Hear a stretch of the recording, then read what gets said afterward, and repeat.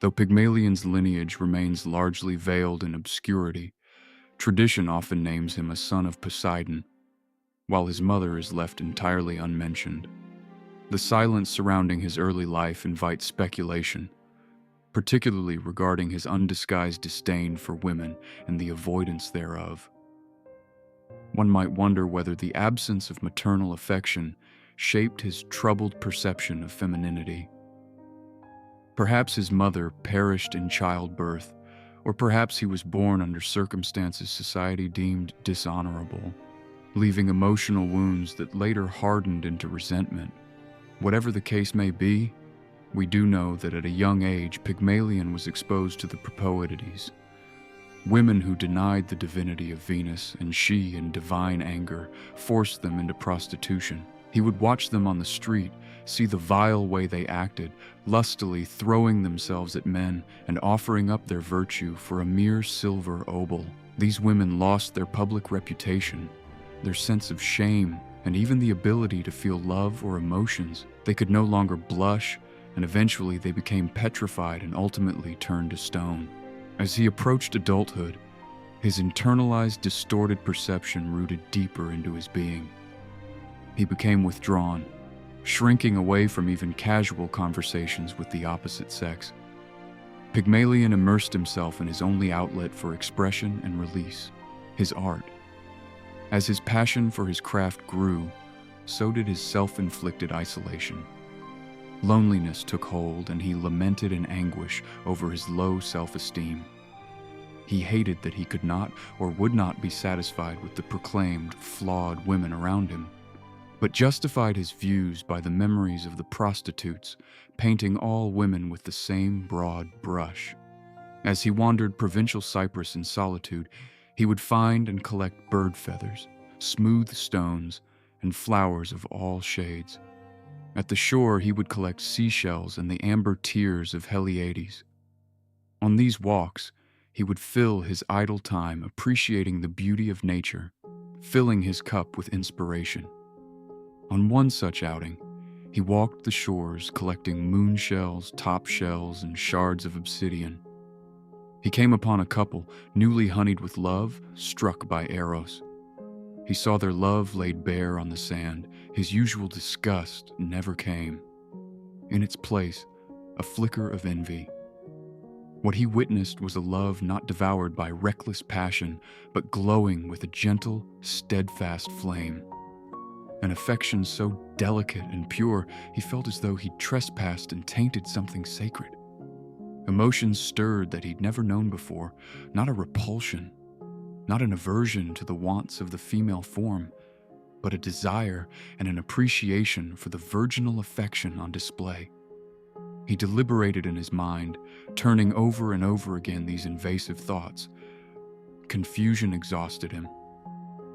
The more he pondered, the more determined he became, convincing himself of the possibility that one day he too might feel as those lovers do, but he felt powerless. The fact that he didn't know how to begin forming those relations depressed him. These newfound feelings grieved him so, and he retreated back to his workroom. He crafted many statues, carving, grinding, rasping, and sanding, sinking deeper into his work as days slipped by, time becoming of no importance. A merchant beckoned Pygmalion to the docks, boasting he'd unloaded a tusk so vast and flawless it was deserving only of the hands of a truly skilled craftsman. The two men pried the crate open. Inside, snow-white ivory gleamed like alabaster. Pygmalion's palm glided over the tusk, still warm from the Mediterranean sun. It was impeccable. His stomach fluttered. He felt inspired beyond all reason. Without haggling, he gave the merchant a month's wages for it on the spot. "I'm tired of carving things for other men to worship," he thought. "What would I carve if the gods weren't watching?" he whispered. And so he undertook the most arduous work of his life, to fashion a beauty born not of devotion nor duty, neither for temple nor tribute, but a companion wrought by his own hands, that he might no longer keep company with loneliness. "Forgive me, Venus.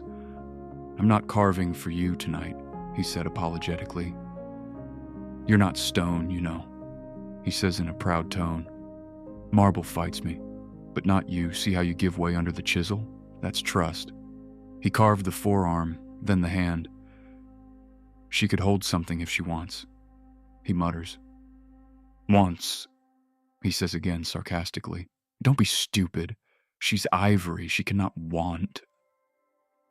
He blew the shavings gently from the new chisel cuts as though they were glowing embers, breathing life into the fire. The more he worked the ivory, the further he drifted from the world. Whispers through the village of an eccentric, obsessive man feverish in his shop spread, but he did not care. As he finished, Pygmalion gazed inflamed with love and admiration for the form, in semblance of a woman, he had carved. He lifts up both his hands to feel the work and wonders if it can be ivory, because it seems to him more truly like flesh. And speaking love, caresses it with loving hands that seem to make an impression on the parts they touch, so real that he fears he may bruise her by eager pressing. She who is milk white, her name is Galatea, he said with satisfaction. He adorns her with rings and bracelets, silks and jewels. He brings her shells and small gifts from his walks through Cyprus and lays her on feathered pillows, trusting she could feel the luxury. For him, she was real. He glanced around the corner to make sure she was still there. He swore he saw her move. The lamp hissed, and for a heartbeat he thought it was her breathing. In fiery Aries, the calends of Aprilis bring the festal day of Venus, where both men and women asked Venus Verticordia for help in love and marriage. Beautiful white heifers with spreading horns dipped in gold and wreathed in myrtle walked the streets, and frankincense smoked on the altars. There, intent, Pygmalion stood before an altar when his offering had been made. And although he feared the result, he prayed, "If it is true, O gods, that you can give all things, I pray to have as my wife," but he did not dare to add "my ivory statue made," and said, "One like my ivory." Golden Venus heard, for she was present at her festival, and she knew clearly what the prayer had meant. She gave a sign that her divinity favored his plea. 3 times the flame leaped high and brightly in the air. Pygmalion rushed home, and to his disappointment, his statue lay where he left it, reclined on the feather couch. He sat next to it, the weight of it cradled by the comforter and pillows around it. He bemoans to her, "My affection is my affliction. It is an infection to my perceptions, though I do love you so." With that, he kisses her lips, cold and lifeless as they were. The statue's arm softened with his touch. The lips beneath his began to pulse.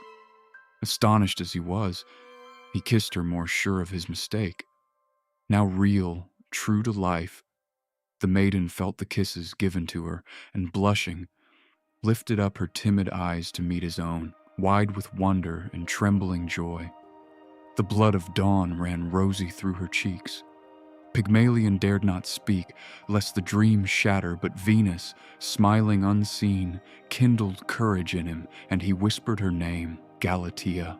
Venus graced the marriage she had willed, and when 9 times a crescent moon had become full, the statue bride gave birth to her dear Paphos. The gods rewarded Pygmalion's deep love, faith, and humility. If you truly revere something, art, love, divinity, can be transformed into reality. Comment below on a mythological character you'd like to know more about. Like and subscribe.